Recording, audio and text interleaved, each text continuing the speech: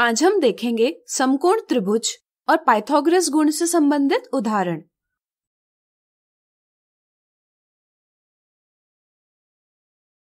राहुल अपनी स्थिति से पूर्व की ओर 15 कदमों की दूरी तय करता है और उत्तर की ओर 8 कदमों की दूरी तय करता है। यदि सभी कदमों की दूरी बराबर हो और एक इकाई बराबर 1 कदम लिया जाए तो ज्ञात कीजिए वह अपनी प्रारंभिक स्थिति से कितने कदम दूर है। आप यह जानते ही होंगे कि हम दिशाओं को इस प्रकार निरूपित करते हैं। इस आधार पर चलिए दी गई स्थिति के लिए आकृति बनाएं। राहुल अपनी स्थिति से पूर्व की ओर 15 कदमों की दूरी तय करता है। इसे हम पूर्व दिशा की ओर एक रेखाखंड यानी लाइन सेगमेंट बनाकर दर्शाएंगे जिसकी लंबाई होगी 15 कदम। चलिए इसे रेखाखंड AB नाम दें। सवाल से यह भी ज्ञात होता है कि राहुल बिंदु B से उत्तर की ओर 8 कदमों की दूरी तय करता है। बताइए इसे हम कैसे दर्शा सकते हैं? सोचिए। बिल्कुल सही। चूंकि उत्तर और पूर्व दिशा समकोण बनाती है, इसलिए हम रेखाखंड AB पर बिंदु B से समकोण बनाता हुआ एक रेखाखंड दर्शाएंगे जिसकी लंबाई होगी 8 कदम। इस रेखाखंड को हम BC नाम देंगे। हमें पता करना है A से C तक की दूरी, जिसे हम रेखाखंड AC से दर्शाएंगे। जैसा कि आप देख सकते हैं, यहाँ एक समकोण त्रिभुज यानी राइट एंगल ट्रायंगल बन रहा है जिसमें भुजा AC एक कर्ण यानी हाइपोटेन्यूज है एवं भुजा AB और भुजा BC इस त्रिभुज के पाद यानी लेग्स है। त्रिभुज ABC में हमें 2 भुजाओं यानी साइड्स के माप ज्ञात है, इसलिए पाइथागोरस गुण के प्रयोग से हम तीसरी भुजा यानी कर्ण AC का माप ज्ञात कर लेंगे। यहाँ AC कर्ण है और AB और BC समकोण त्रिभुज की शेष भुजाएं हैं। पाइथागोरस गुण हमें बताता है किसी समकोण त्रिभुज में कर्ण का वर्ग बराबर उसकी शेष भुजाओं यानी पादों के वर्गों का योग, यानी कि कर्ण AC का वर्ग बराबर भुजा AB का वर्ग धन भुजा BC का वर्ग बराबर 15 का वर्ग धन 8 का वर्ग। हम 15 का वर्ग बराबर 15 गुणा 15 बराबर 225 प्राप्त करते हैं।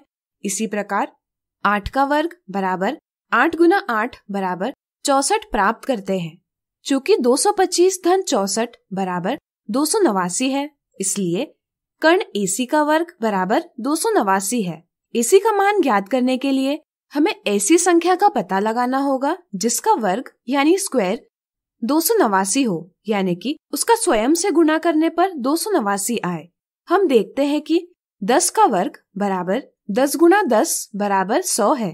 इसी प्रकार 20 का वर्ग बराबर 20 गुणा 20 बराबर 400 है।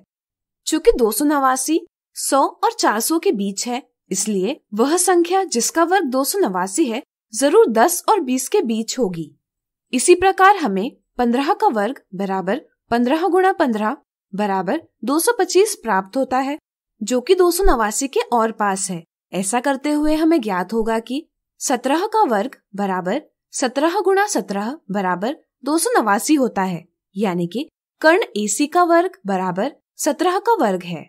इस तरह हम कह सकते हैं कि कर्ण AC की माप 17 कदम है। इससे हमें पता चलता है कि राहुल अपनी प्रारंभिक स्थिति से 17 कदम दूर है। अगला उदाहरण, दिनेश को एक समकोण त्रिभुज बनाना है। क्या आप बता सकते हैं उसने नीचे दिए मापों में से कौन सा माप लेना चाहिए जिससे वह एक समकोण त्रिभुज बना पाएगा? प्रत्येक कथन में हमें 3 माप दिए हैं। क्या आप बता सकते हैं कि प्रत्येक कथन में यदि समकोण त्रिभुज बनेगा तो उसमें कर्ण की माप क्या होगी?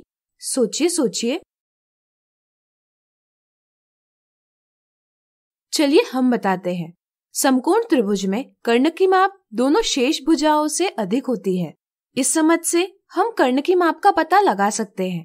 पहले कथन में हम देखते हैं कि 9 सेंटीमीटर शेष मापों से बड़ी माप है, इसलिए यह कर्ण की माप हो सकती है। पाइथागोरस गुण हमें बताता है कि किसी समकोण त्रिभुज में कर्ण का वर्ग बराबर उसकी शेष भुजाओं यानी पादों के वर्गों का योग होता है।